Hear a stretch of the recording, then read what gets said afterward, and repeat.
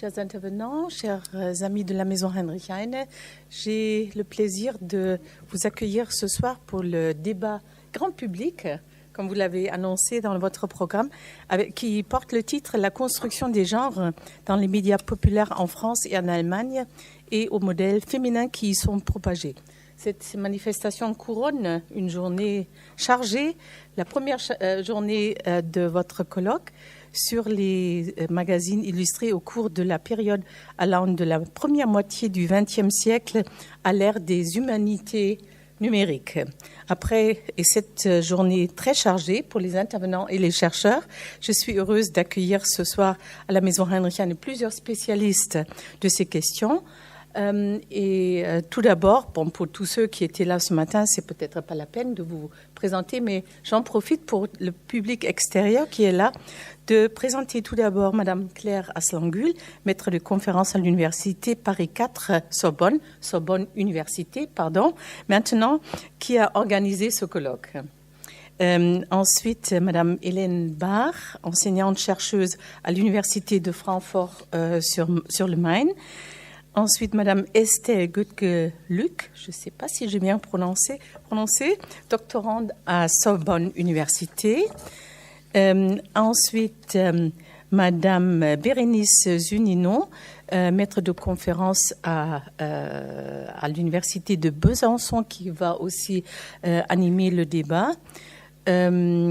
Monsieur Patrick Röstler, professeur de recherche empirique en communication à la faculté de philosophie de l'université d'Erfurt, et Madame Karine Tavot-Grandpierre, maître de conférence en sciences de l'information à l'université Paris 13. Je vous remercie chaleureusement d'enrichir avec vos contributions les activités culturelles de la Maison Heinrich Heine et nous souhaite un débat passionnant et d'abord une discussion sur le podium. Merci beaucoup.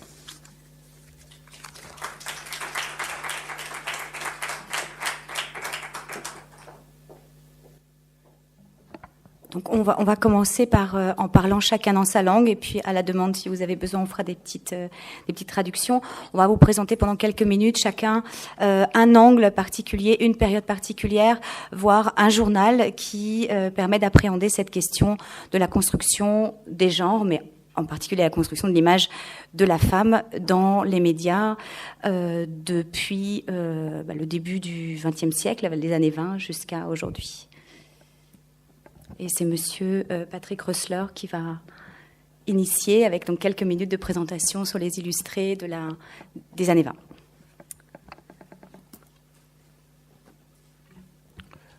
Schönen guten Abend.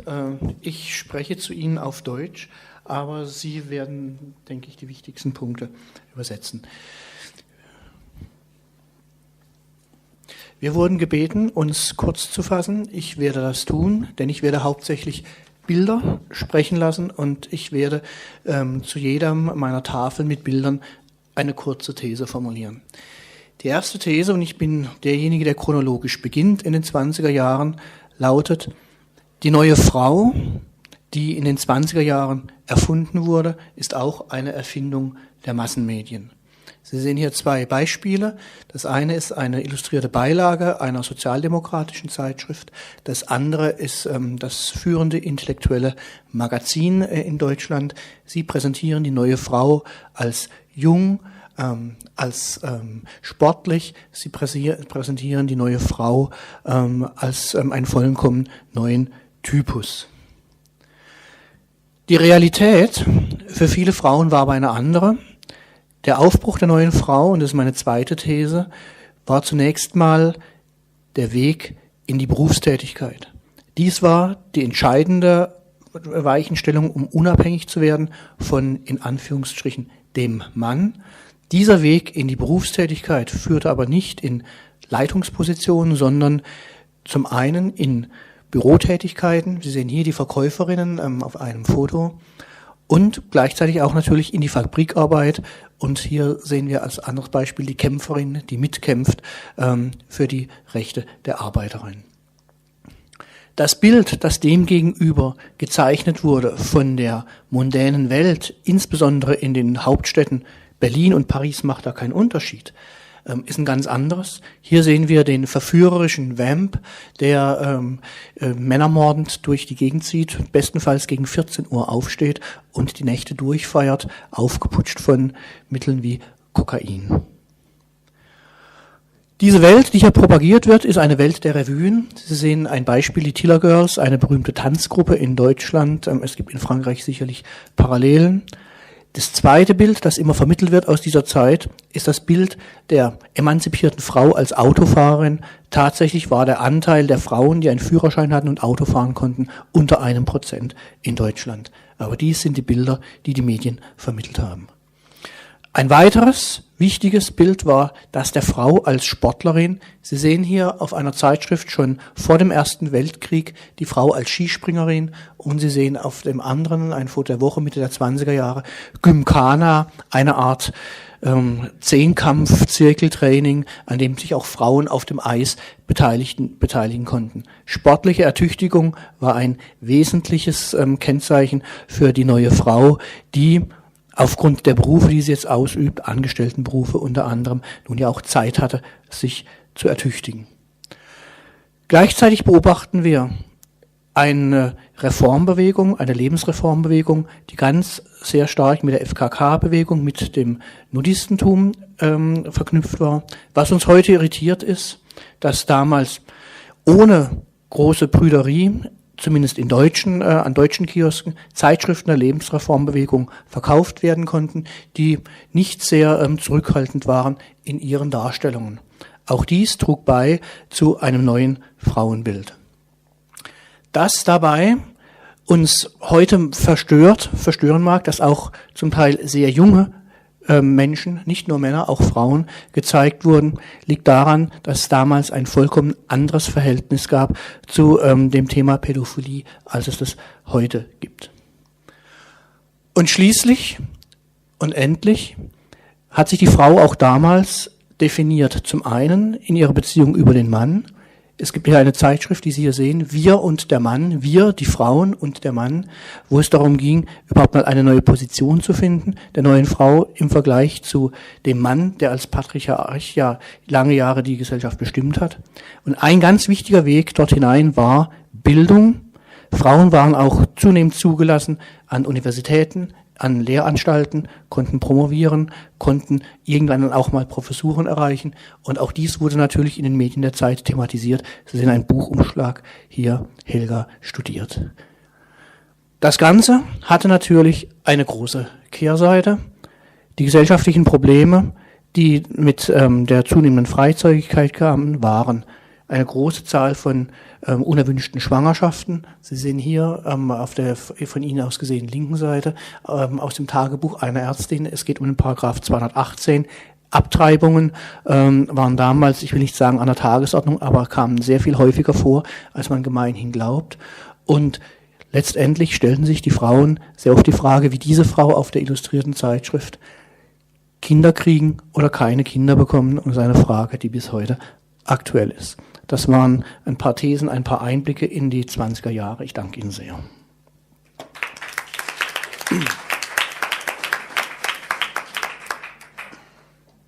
Merci beaucoup. Alors, je vous propose de résumer en français, sauf si la salle me dit à l'unanimité qu'elle comprend l'allemand. Dans ce cas-là, je renoncerai. D'accord. Alors, je vous remercie pour votre présentation brève et très intéressante. Monsieur Rössler vous a présenté des images donc, qui parlent en partie d'elles-mêmes. Je vais résumer ses propos. Sa première thèse concerne la nouvelle femme, donc ce qu'on appelle en allemand die neue Frau, qui est une invention des années 20 et plus précisément une invention des magazines. C'est un nouveau type de femme très moderne qui se caractérise, donc qui est jeune, qui est sportive. La deuxième thèse de Patrick Rössler, c'est qu'il existe un fort contraste entre la réalité et l'image de la femme telle qu'elle était véhiculée dans les médias. Au niveau de la réalité, donc les années 20 marquaient le début du travail salarié des femmes. et dans les images plutôt diverses que l'on trouvait dans les médias se résument en 4 points. La première image, c'était l'image donc de la femme fatale, ce qu'on appelle en allemand aussi der Vamp. Donc qui se caractérise par une activité nocturne, festive, très intense. La deuxième caractéristique, c'est le caractère sportif, la sportive, qui est aussi donc un type de femme de cette époque. Le troisième point qui caractérise cette nouvelle image de la femme, c'est ce qui se rattache à ce qu'on appelle en allemand le Lebensreformbewegung, donc c'est ce mouvement de réforme de la vie, mot à mot, qui allait du végétarisme au naturisme, en passant par la pédagogie réformée.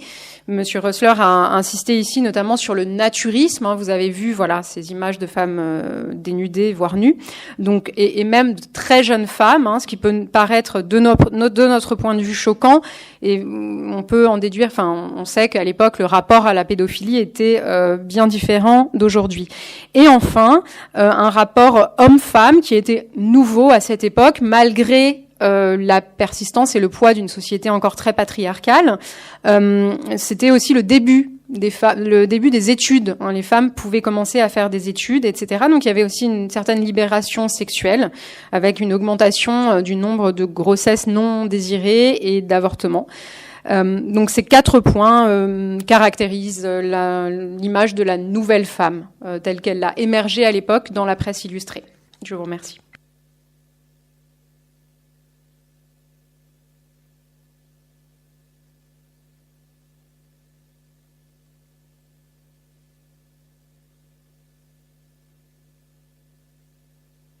Programmheft stehen haben. Ich muss anfangen mit einer Korrektur, einer Angabe, die Sie im Programmheft sehen.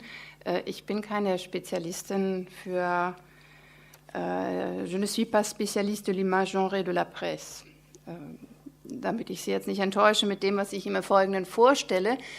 Mir ist wichtig die Frage danach, welche Lesekompetenzen oder Medienkompetenzen vom Leser erwartet werden bei illustrierten Zeitschriften. Und ich möchte Ihnen das an einem konkreten Beispiel aus dem Frankfurter Illustrierten Blatt zeigen.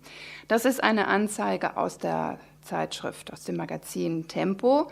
Der Titel lautet, wie liest man Zeitung, also Quotidien. Wir hatten heute Morgen die Diskussion des Unterschiedes auch zwischen Zeitungen und Zeitschriften. Man kann diesen Punkt aber auch auf die Zeitschriften übertragen. Und ich würde auch da gerne etwas aufgreifen, was heute Morgen von Patrick Rössler vorgestellt wurde, nämlich das Konzept von Frank und Podewski und anderen, die Zeitschriften als ein kleines Archiv zu verstehen. In dem Zusammenhang werden sie auch als Behältnisse verstanden, also als Container, die die Text-Bild-Inhalte strukturieren. Also es gibt eine mediale Eigenlogik, aber es gibt eben auch bestimmte Organisations- und Strukturprinzipien und Kontexte, die man mitdenken muss. Es handelt sich also um alles andere als eine einfache Lektüre, wenn der zeitgenössische Leser sich mit illustrierten Zeitschriften auseinandersetzen musste. Der performative Akt des Zeitschriftenlesens erfordert nämlich Erfahrung und Aufmerksamkeit, weil ein geübtes Verorten der einzelnen Komponenten in ganzen Systemzusammenhang erfordert, aber auch die Sensibilität und Deutungskompetenz für mögliche Abweichungen und die daraus resultierenden Semantiken. Das ist das Titelblatt von Heft 14 aus dem Jahr 1926 und es ist erschienen des Frankfurter Illustrierten Blattes und es ist erschienen im April. Und das ist wichtig für das Verständnis. Die Bildunterschrift lautet Boxkampf zur Verminderung von Ehescheidungen.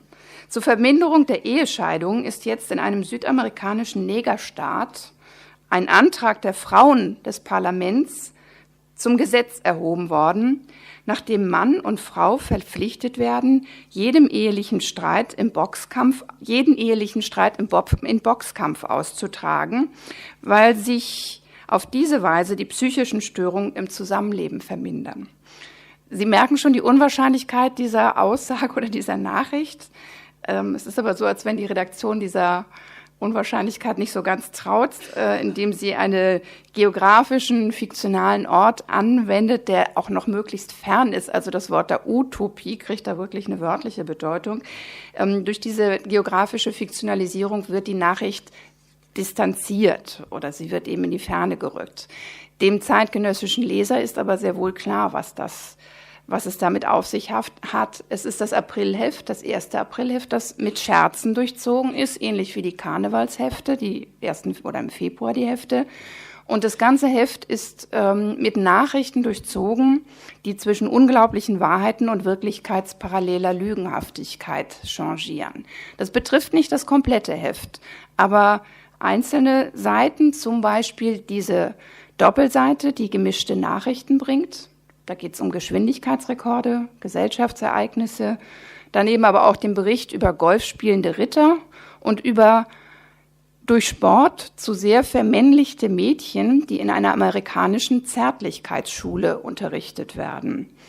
Dabei ist die Kritik an den vermännlichten Mädchen durchaus real und taucht auch an anderen Stellen in den Zeitschriften auf. Links oben findet sich ein Preisrätsel, das den zeitgemäß orientierten und in Irritation geübten Blick der Leserschaft fordert. Cherchez la femme. Wie viele Männer sind auf dem Bild? Also eigentlich cherchez l'homme. Ich weiß nicht, ob Sie eine Antwort haben. Es ist übrigens eine Collage von Umbo, von Otto Umbeer, der uns heute auch schon begegnet ist. Sie versammelt in einem durch wenige grafische Elemente angedeuteten Bildraum fast 30 Menschenfiguren, die in unterschiedlichen Größendimensionen und verschiedenen Ansichten und Tätigkeiten gezeigt werden. Auch wenn die Zuordnung des biologischen Geschlechts durch Verkleidung und Pose erschwert werden soll, lassen sich doch die meisten Gestalten von dem an der Palette des zeitgenössischen Frauenbildes geschulten Blickes als Frauen identifizieren. Und die Auflösung gibt es 2 Hefte später auf dem Titelblatt, da noch etwas kryptisch, doppeldeutig. Da heißt es, mein Mann, Hans Breitensträter, ist der einzige Mann. Das kann ja noch vieles heißen. Hans Breitensträter, einer der berühmtesten Boxer aus der Zeit. Und die ausführliche Erläuterung mit einer Wiederholung des Bildes oder des Preisrätselbildes, auf das sich die Antwort bezieht, findet sich dann auch noch unter der Rubrik Vermischtes auf der letzten Seite. Das Rätsel spielt also mit Ambivalenzen. Also die Antwort ist, es gibt nur eine männliche Figur auf dem Bild und das ist der Boxer Hans Breitensträter, der sich bereit erklärt hat, mit seiner Frau und dann in der Collage diversen verkleideten Frauen in unterschiedlichen Travestien im Prinzip fotografieren oder in diese Grafik bringen zu lassen. Das Rätsel spielt also durch und durch mit Ambivalenzen und rechnet mit einer geübten und treuen Leserschaft. Und die Referenzen gehen noch weiter, nämlich im nächsten Jahr taucht noch einmal Hans Breitensträter auf in der Reportage über den Boxer. Über die Frage oder unter der Frage Mein schwerster Kampf wird er interviewt und es werden wiederholt Fotos aus der Serie, die bereits vorher anlässlich des Preisrätsels entstanden sind. Da sind wir wieder auch bei dem Punkt der Bildredaktion. Das sind nämlich Bilder aus dem Fundus der Redaktion des Illustrierten Blattes. Also was hier zusammenkommt und was natürlich im Kern auch um das Frauen-Männer-Bild oder wo es sich um das Frauen-Männer-Bild dreht, ist eine gesteigerte Lektüre. Deswegen habe ich diesen Part auch raffinierte Lektüre genannt. Es gibt einmal die Konvention und Erwartung, dass das erste Aprilheft mit Scherzen durchzogen ist. Das muss die Leserschaft kennen und wissen, um die Antworten zu finden. Beim Preisrätsel wird die Leserschaft gefordert, eine Orientierung innerhalb der Konzepte des modernen Lebens zu kennen. In dem Sinne würden wir das heute Gender-Diskurs nennen. Und es fordert eine konstante Leserschaft, die Rückbezüge auch innerhalb der Zeitschrift über Jahre hinweg wiedererkennt oder wiedererkennen kann. Das ist jetzt nur ein Beispiel für eine Menge von Angeboten der Selbstreferenzialität und Metaisierung als grundsätzliche Strategien der Illusion in illustrierten Zeitschriften.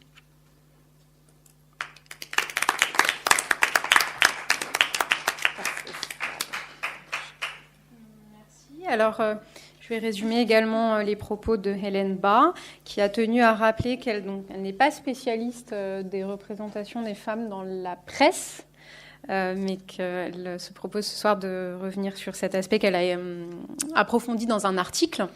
Et donc, à partir notamment d'exemples concrets issus, donc d'études de cas, issus de la feuille illustrée, donc éditée à Francfort sur le Main, Das Illustrierte Blatt, qui date, et donc la date est très importante, vous allez comprendre pourquoi, d'avril 1926, et plus précisément du 1er avril 1926. Il s'agit d'un numéro, comme vous l'avez peut-être compris par les images, qui est bourré de plaisanteries, en fait, de 1er avril, April Scherz, de poisson d'avril, on dit en français, merci.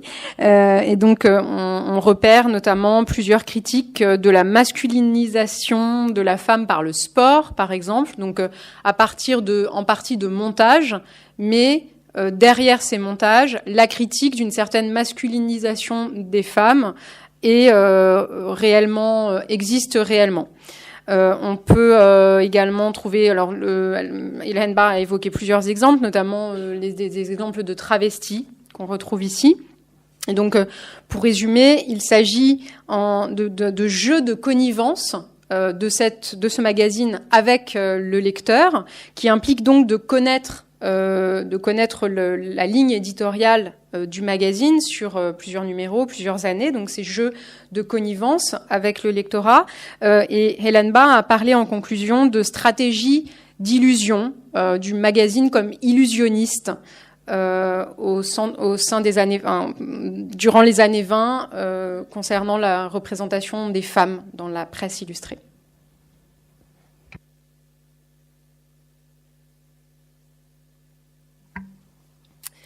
Donc bonsoir, je continue avec la période nazie puisque j'ai travaillé sur Die NS-Frauenwarte qui est un illustré féminin qui est apparu entre 1932 et donc 1944, début 1945. Vous pouvez ici oublier les femmes de type Flapper ou Bubikoff que vous avez pu voir dans l'exposé de M. Patrick Rössler. Et on va peut-être se rapprocher un peu plus de la critique de la femme qui se masculinise de Hélène Barr, puisque, comme on peut s'y attendre, certaines représentations de la femme vont en fait aller dans le sens de l'idéologie nazie, vis-à-vis de ces représentations. Donc, c'est une revue qui a été éditée par la NS-Frauenschaft, un organe qui s'occupait des femmes sous le nazisme. Donc, j'ai travaillé sur 54 numéros. Paru entre 1941 et 1944-45, donc la fin de parution de cette revue, et donc qui a été fortement influencée par la guerre, évidemment. Donc je reviens à une analyse très pragmatique de ma revue. Donc j'ai recensé dans mon corpus, sur mes numéros, dans les numéros sur lesquels j'ai travaillé, un total de 2270 images. Et dans ces images, j'ai sélectionné les images représentant les femmes, ce qui nous donne un total de 1290 images, donc 60% du total des images comptabilisées dans ce travail. Et je tiens aussi ici à remarquer que j'ai utilisé les sources mises en ligne par l'université de Heidelberg. Donc on a vu tout à l'heure Bettina Müller qui nous a parlé de ce site extraordinaire, et je tiens aussi à la remercier puisque sa collègue Maria Effinger avait mis en ligne juste pour moi toute une année de la NS Frauenwarte qui était en fait l'année numéro 4 si je ne me trompe pas. Donc, passons tout de suite au genre féminin, à la représentation des types de femmes dans la NS Frauenwarte, puisque c'est notre question. J'ai pu comptabiliser dans mon corpus un total de 25 catégories types. Donc, déjà par ce graphique, on peut voir que la femme nazie n'a pas existé dans cette revue, mais on pourrait plutôt parler de femmes nazies au pluriel. Et donc, avec des représentations diverses et variées. Donc là, il faut savoir que c'est un graphique qui représente l'ensemble des catégories sur les 4 années, mais il existe des graphiques similaires par année pour en fait analyser l'évolution de chacun des types. Donc, nous avons des représentations sans surprise avec la construction du genre féminin par le modèle. Donc avec ça passe déjà par les contenus de la revue avec une grande importance accordée aux pages de mode et de cuisine, d'où l'importance des images que j'ai appelées détails qui sont dans les pages de cuisine et les mannequins, donc dans les pages de mode. Et ensuite, on peut avoir après les mannequins, les 3 catégories les plus importantes sont les ménagères. Donc on en a ici plusieurs exemples tirés de différentes catégories, que ce soit la mode, l'art, la cuisine et d'autres articles. Ici, 2 unes de couverture qui montrent très bien, d'une part, le rôle de la mère, très important. Elle fait plusieurs fois la première de couverture. Et on a de l'autre côté ce que j'ai appelé la camaraderie, Kameradschaft, où on voit aussi une sorte de sororité entre les femmes faisant partie de la Volksgemeinschaft. Et donc une construction des genres qui passe aussi par le contre-modèle, puisque on voit ici une caricature de femmes soviétiques qui, on le voit, sont habillées de guenilles, n'ont même pas de chaussures, sont assises à même le sol et s'amusent le dimanche, je le cite d'après la légende, s'amusent à compter leurs poux, et donc c'est celle qui a le plus de poux qui gagne. Donc voilà, construction des genres par le modèle et le contre-modèle. Ensuite, on a des représentations plus inattendues qui apparaissent notamment avec la guerre, mais pas seulement, puisque je vous en parlais, la catégorie la plus importante est celle des mannequins. Et ce qui est assez étonnant, c'est que ces pages de mode ne disparaissent pas avec la guerre. Et il y a un seul numéro sur les 54 qui ne comporte pas de rubrique mode, et c'est le tout dernier numéro. Mais sinon, on a toujours des représentations de mannequins. Ensuite, les femmes actives qui apparaissent, elles, par contre, pendant la période, et notamment en première de couverture, on va y revenir, et les apparitions aussi sur la période des endeuillés, ce que j'appelais les endeuillés. Donc, on va voir ça tout de suite. Voilà des mannequins typiques qu'on peut revoir plusieurs fois. Donc là, ces images-là ont été prises dans des numéros datant de 41-42. Donc plutôt sobre. On est loin de la flapper de Patrick Rössler, n'est-ce pas? Ici, on a donc la page de mode de, je crois, l'avant-dernier numéro de mon corpus. Donc, il faut savoir que là, comme c'est indiqué, on est en octobre 1944 et que les rédacteurs trouvent encore le moyen de proposer aux femmes qui se font bombarder à longueur de journée et de nuit de pourquoi pas se créer de nouveaux vêtements, ce qui est plutôt cocasse. Et ici, donc là, on passe aux travailleuses. Donc, avec une travailleuse, somme toute, très classique, paysanne, d'un certain âge, assez amusante, avec notre regard actuel. Et sur la fin de la période, on va avoir en couverture quand même des femmes qui travaillent dans l'armée. Et je trouve cette couverture de l'année 12, donc c'est 44, il me semble. Donc, où on a quand même des femmes en pantalon sur la première page. Et il faut savoir que dans tout le corpus, il y a très très peu de femmes en pantalon. Donc, je tenais à le souligner. Voilà 2 exemples de femmes endeuillées. Donc, on le sait surtout par rapport à la légende, mais qui sont instrumentalisées aussi par le parti pour justement renforcer le travail des femmes à l'arrière. Je passe un peu vite, mais voilà. Et donc, pour finir, quelques pépites du corpus qui m'amusent beaucoup. On a notamment cette image de mai 1944, donc très proche de la fin de la guerre, où on a cette femme, donc c'est certes un dessin et non pas une photographie, mais d'une femme quasiment en bikini, ce qui est quand même assez rare. Ensuite, on a les pages sur la lingerie, de mode sur la lingerie qui sont très rares aussi, mais non pas moins amusantes. Et un poème pour dissuader les femmes de porter des pantalons, dont je vais vous lire les 2 premiers vers. Früher sah man ganz genau, ob es Mann war oder Frau. Donc autrefois, on savait très exactement si on avait affaire à un homme ou une femme, sous-entendu, mais aujourd'hui, avec le port du pantalon par les femmes, on est un peu perdu. Et je finirai sur ces 2 publicités qui montrent bien l'évolution aussi et l'instrumentalisation de la représentation des femmes dans cette revue, où en 1941, on a cette femme dans une attitude lascive sur la plage, en train de bronzer, en maillot de bain, ce qui est une représentation pas très courante dans la NS-Frauenwarte en tout cas, et qui ne correspond absolument pas aux critères de l'idéologie nazie concernant les femmes, qui passe à la fin de la période à un dessin déjà d'une part, et en plus d'une femme qui a pris un travail pour maintenir le dynamisme à l'arrière et remplacer les hommes qui sont au front.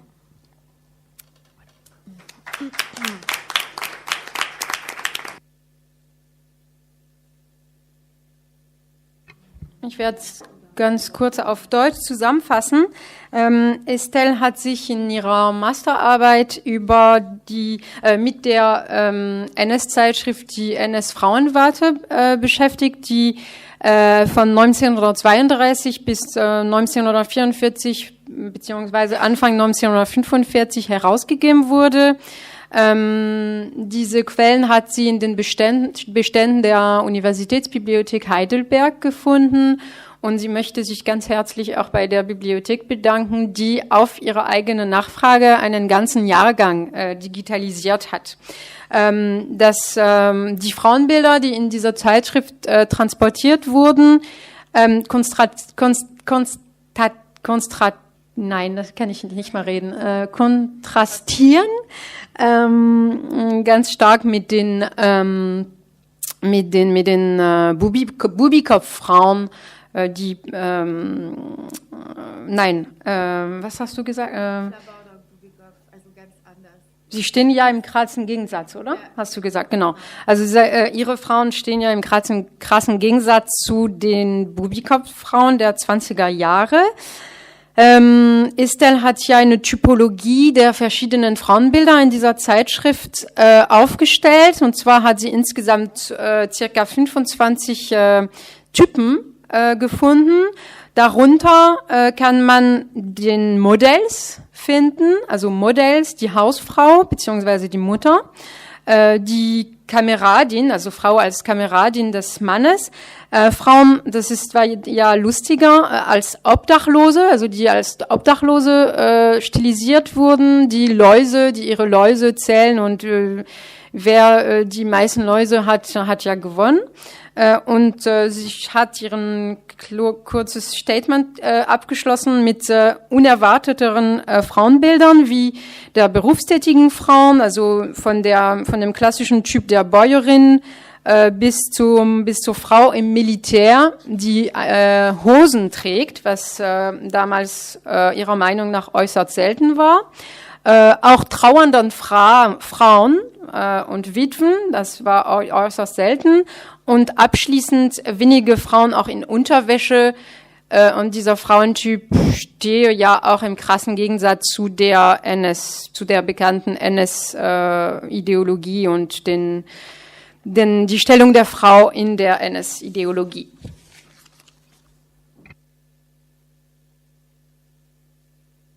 Alors, moi, je vais vous parler de la représentation des femmes dans le magazine Signal.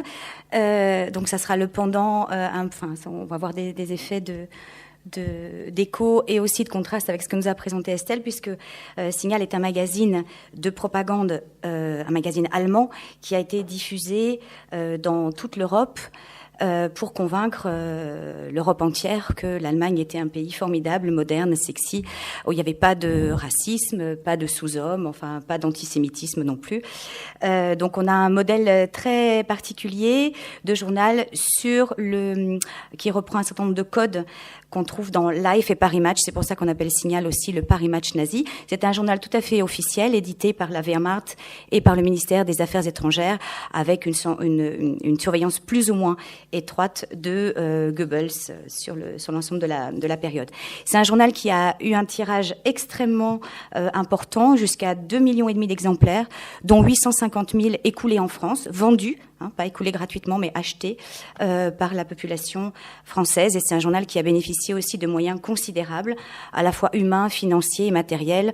C'est le seul journal, le seul magazine qui, jusqu'à la fin, a été exempté de toutes les mesures de restriction du papier, d'encre, etc.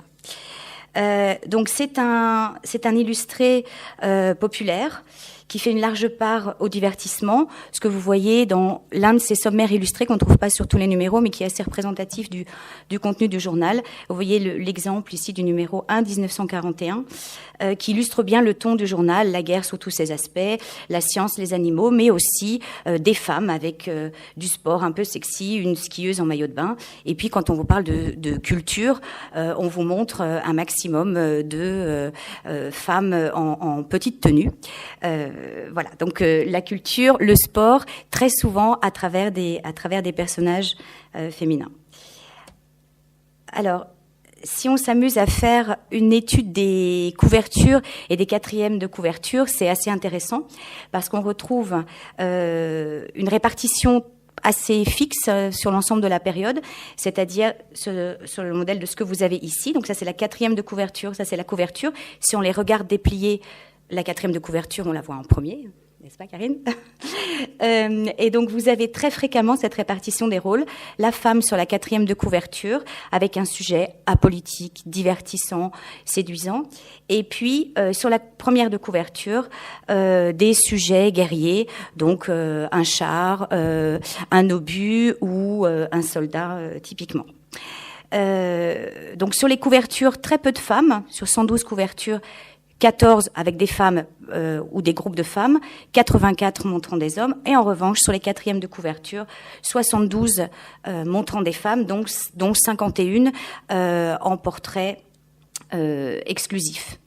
Alors que les hommes sont très peu représentés. Donc là, vous avez quelques exemples où vous voyez aussi déjà à travers les deux exemples qui sont ici que la femme est très souvent montrée dans des situations très particulières et notamment en compagnie fréquemment d'un animal domestique, un petit chien, un petit chat, ce qui renvoie la femme à cette espèce d'imaginaire de l'animalité apprivoisée, domestiquée. Et vous avez aussi beaucoup d'actrices célèbres, tout à fait dans la lignée de ce qu'on trouvait dans la Berliner Illustrierte Zeitung, dont Signal était un supplément. Ce qui est intéressant aussi, c'est de voir l'évolution, puisqu'on a en réalité une présence croissante des femmes qui accompagne l'évolution générale du journal. Donc cette évolution générale, moi je l'ai appréhendée notamment à partir des pages couleurs en faisant quelques statistiques. Ces pages couleurs sont un bon indicateur des thèmes qui étaient traités globalement par le journal. Ces pages couleurs, elles étaient très appréciées, très souvent découpées. Quand on trouve les exemplaires aujourd'hui, parfois il manque ces pages couleurs.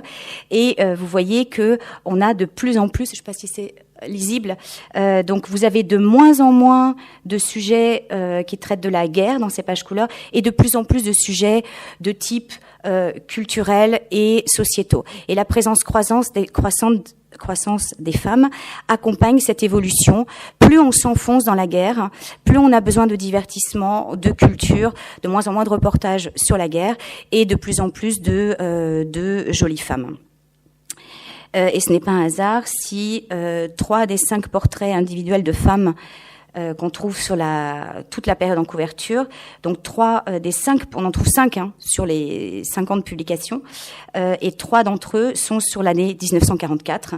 Donc ici, l'ouvrière française dans une usine d'armement allemande, numéro 744, l'interne à l'hôpital universitaire dans le numéro 944, et puis autre modèle de femme, assez peu fréquent, mais qui joue sur des modèles hérités de la Première Guerre mondiale, de la guerre d'Espagne, la femme comme emblème de la victime.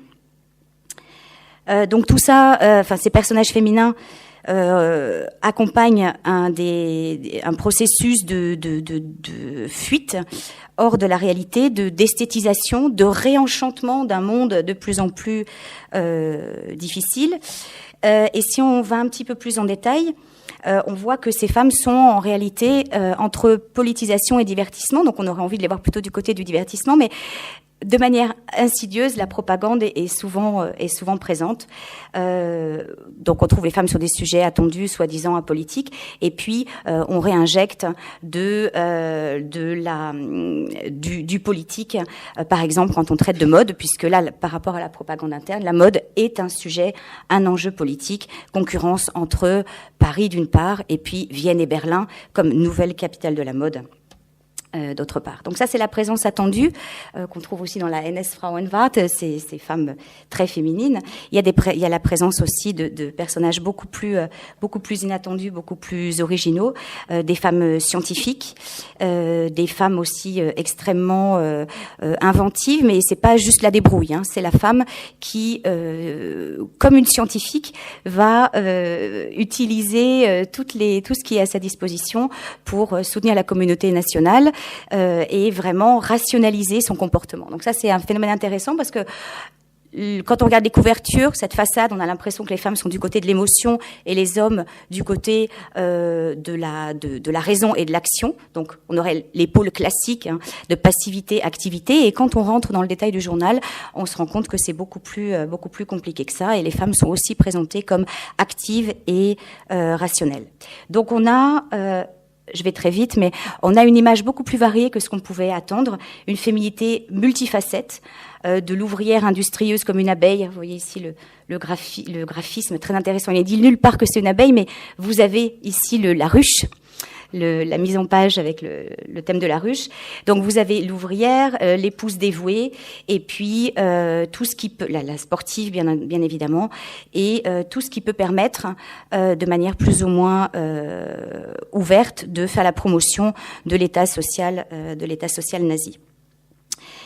Ce qui est évidemment très intéressant, c'est qu'on ne trouve pas dans Signal la diffusion d'une image de la femme qui serait la femme allemande, l'Aryenne. Au contraire, ce qui est fait comme la promotion qui est faite, c'est la promotion de l'idéal européen, qui était la vitrine de Signal. Et donc, c'est pas la femme aryenne, c'est l'européenne avec ses différentes facettes, la brune, la blonde, la rousse, la femme du Nord, la femme du Sud, qui toutes vont travailler ensemble pour le projet européen. Ça, c'est vraiment une spécificité de cette propagande à destination de l'étranger. Voilà, les femmes sont aussi réquisitionnées pour donner une image très positive de l'occupation, puisque la petite Parisienne continue à vivre tout à fait normalement en compagnie de l'occupant allemand. Donc ça, c'est vraiment une instrumentalisation très politique derrière des dessous légers, une instrumentalisation de ces figures féminines, avec comme phrase de conclusion: les femmes sont vraiment d'excellents diplomates, d'excellents porte-parole de la modernité et de l'ouverture de l'Allemagne. Et voilà, je finis par ces images de pin-up qui, pour le coup, sont vraiment atypiques, qu'on pourrait croire tirées d'un magazine européen, enfin d'un magazine américain. Et si on fait une étude, là encore, c'est assez intéressant de voir qu'en fait, elles sont toujours en binôme, une blonde, une brune.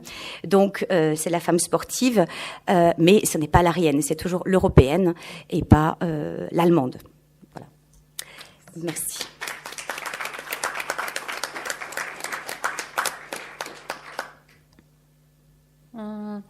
Danke, Claire, für diese Kurzpräsentation. Claire hat Ihnen die NS-Zeitschrift Signal präsentiert, die eine Zeitschrift für Auslandspropaganda, also diese Zeitschrift war für die Auslandspropaganda gedacht. Es gab verschiedene Ausgaben in verschiedenen Sprachen. Diese Zeitschrift wurde auch als NS Paris Match so eine Art Ines Paris-Match genannt. Ja, Paris-Match ist ja eine berühmte französische Zeitschrift. Und diese Zeitschrift transportierte ja kaum Ideologie, kaum NS-Ideologie. Es gab zum Beispiel keinen Untermenschen, also keinen Antisemitismus und so weiter. Und trotz alledem stand diese Zeitschrift unter strenger Beobachtung Goebbels. Und sie hatte ja bis Kriegsende fast quasi bis ihrer Ende auf jeden Fall einen großen Erfolg. Sie wurde ja verkauft, also nicht vergeben in Frankreich zum Beispiel, sondern verkauft. Und sie erlitt ja auch keine Papierknappheit. Also sie verfügte schon über eine bevorzugte Behandlung durch die Nationalsozialisten. Diese Zeitschrift transportierte also Sportthemen, Kulturthemen, also ganz salopp gesagt Unterhaltung, unter anderem über Frauen. Die Frauen waren ja auf Covern, auf Titelseiten unterrepräsentiert. Claire hat zum Beispiel 112 Cover untersucht und darunter gab es 84 Cover mit Männern. Dagegen waren die Frauen in den Zeitschriften selbst, also im Inneren ja, sehr repräsentiert. Und man konstatiert ja im Laufe des Krieges ein Schwinden der Kriegsthemen und eine Zunahme der Unterhaltungsthemen, unter anderem die von Frauen vermittelt wurden. Darunter, zu den Frauenbildern zählte zum Beispiel die Wissenschaftlerin. Là, je voulais noter autre chose. J'ai oublié un des types importants que tu as présenté. Je sais plus. Il y avait la scientifique et au début die Arbeiterin, c'était un autre, bref. Man konstatiert also im Laufe des Krieges auch eine zunehmende Ästhetisierung und eine Flucht in die Fantasie, beziehungsweise eine Abkehr von der immer schwierigeren Wirklichkeit und von den immer härteren Lebensbedingungen im Krieg. Zusammenfassend kann man sagen, dass diese Zeitschrift also ein facettenreiches Frauenbild vermittelte, beziehungsweise eine Vielfalt der Frauenbilder transportierte. Und dadurch waren auch die Frauenbilder in der Lage, ein positives Bild des NS-Deutschland zu vermitteln. Und Claire hat ja abgeschlossen mit dem Hinweis, Hinweis auf diesen Film, dessen Titel ich eigentlich auf Deutsch nicht kenne. Les femmes sont d'excellentes diplomates. Das ja, Frauen sind gute Diplomatinnen, oder? Frauen sind die besseren Diplomaten. Dankeschön. Frauen sind die besseren Diplomaten.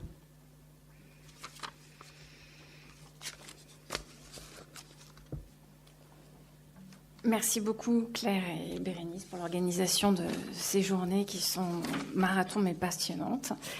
Alors Claire et Bérénice m'ont donné un challenge, c'était de retracer sur un siècle l'histoire de la presse, non seulement en France mais aussi en Allemagne. Et face à mon désarroi, elles ont accepté que je restreigne en fait à 3 titres, parce que je leur ai dit que c'était totalement impossible, même si du coup je vais quand même être sur 3 siècles. Je m'étais dit qu'en m'intéressant à Brigitte, Marie-Claire et elle, je pourrais aller sur 20e et début du 21e siècle. Sauf qu'en fait, je me suis aperçue que Brigitte était bien plus ancien que je ne le pensais. Et du coup, je vais vous présenter un modèle allemand et 2 modèles français qui sont basés en fait plutôt sur un modèle américain qui a été francisé et sur 2 modèles aussi différents d'internationalisation de la presse autour de groupes. Alors, c'est un peu compliqué de comparer ces éléments parce que d'un côté, on a un bimensuel, on a un mensuel et un hebdomadaire, mais on va faire comme on peut. Alors, le premier, Brigitte, que vous connaissez peut-être un peu mieux sur ce nom-là, est né en fait en 1888. À l'époque, il s'appelait, alors pardonnez-moi pour l'accent, Die Blatt Gehört der Hausfrau. Donc, on est bien loin du titre aussi sexy avec la feuille de la ménagère, où on voit que nous avons des patrons, des poèmes, des articles sur le jardin, des articles sur la santé, le voyage, des patrons de couture. Et c'est justement grâce à ces patrons de couture qu'on va avoir un changement de nom, puisqu'en 1905, le magazine est racheté par les éditions Ullstein, qui vont, à partir des années 20, produire, avec la collaboration de Barbara von Treckhoff, un magazine qui va être un peu plus sur une femme émancipée, et aller un peu plus aussi sur de la littérature un peu plus haut de gamme. Et petit à petit, le magazine va changer de nom. Et en fait, le nom de Brigitte tient son nom en fait d'une publicité pour Rundstein qui produisait des patrons. Donc vous avez un exemple ici au milieu. Et à partir de ce slogan publicitaire autour du modèle de Brigitte à suivre, eh bien, on va avoir ce changement de titre. Alors, d'abord, entre 1848 et 1849, on a Das Blatt Heraus. Et à partir de 1952, Brigitte va apparaître comme le surtitre et en dessous, on va garder le sous-titre Der Blatt. Et petit à petit, Brigitte va prendre de l'importance et vous le voyez apparaître dans ce fameux rectangle rouge ou parfois bleu, mais qui n'est pas sans rappeler un certain nombre de numéros comme Paris Match, par exemple, Vue, Life, qui sont sur ce mélange dans ce rectangle de rouge et de blanc. À partir de 1954, on a donc Brigitte qui est installée pleinement, on n'a plus de sous-titres, et ce magazine, un véritable succès, va être racheté en 1965 par Gruner + Jahr. Et à partir de là, on va avoir un modèle Brigitte qui va se décliner, mais en local, avec Brigitte Mom, pour les femmes de 20 à 40 ans, qui est créé en 2011. On est sous tous les créneaux de la femme, Brigitte Woman, voilà.